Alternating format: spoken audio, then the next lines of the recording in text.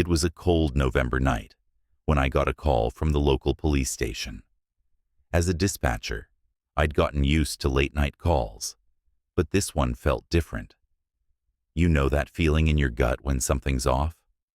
I had it the moment I heard the chief's voice on the other end. "Can you come down to the station?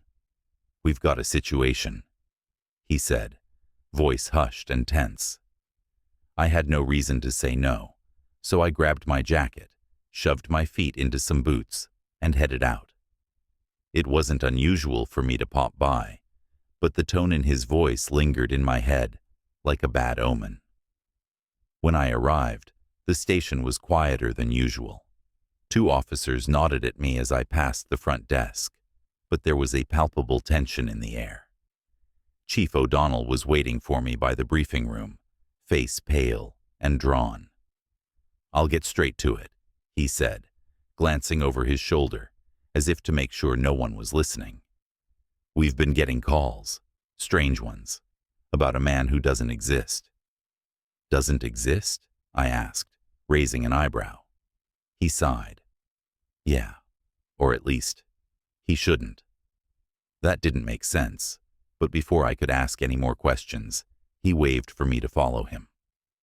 We walked down the dimly lit hallway to one of the interrogation rooms, the sound of our footsteps echoing off the tiled floor.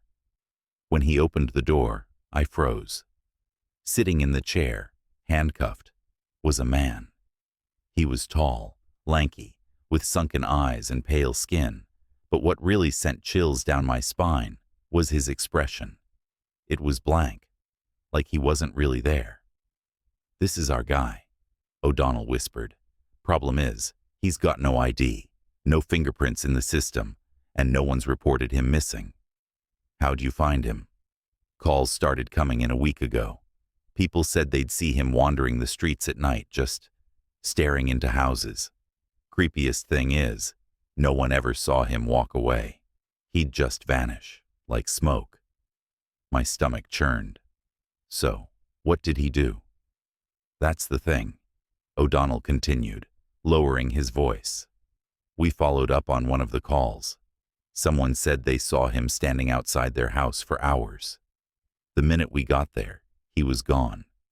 But the house, the family inside was dead. All of them. No signs of struggle.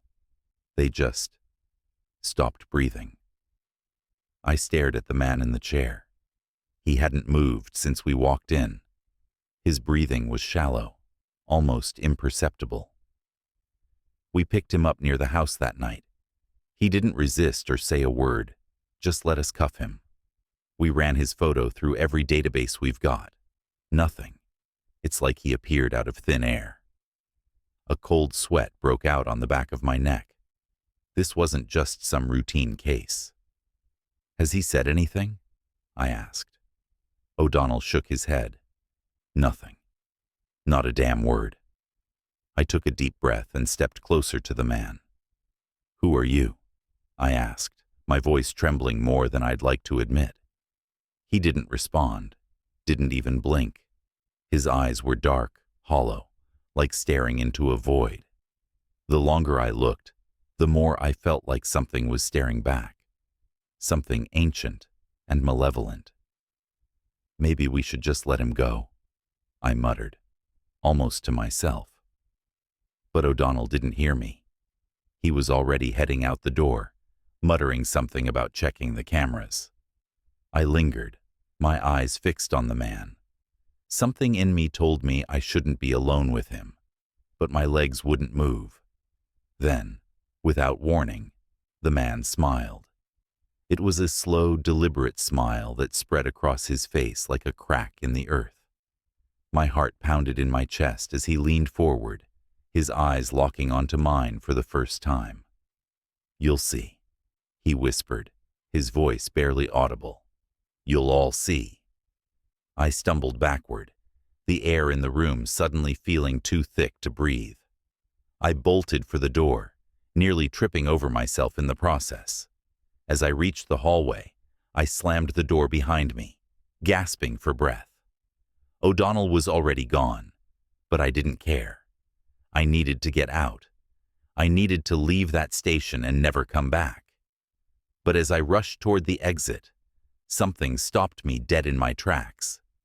The station's security cameras were playing on the monitors in the lobby, showing every corner of the building. In the bottom left corner, the feed from the interrogation room flickered. My blood ran cold as I watched. The man was gone.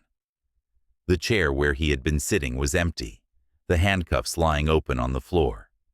I blinked, hoping I was seeing things, but when I looked again, the screen showed the same thing. Empty. I turned to the officers at the front desk, my voice shaky. Where did he go? They looked at me, confused. Who?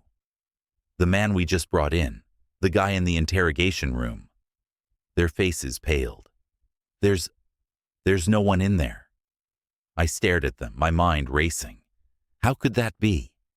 I'd just seen him. I'd just spoken to him. I turned back to the monitor, and that's when I saw it. On the grainy feed, right outside the station, the man was standing there, staring directly at the camera, and he was smiling.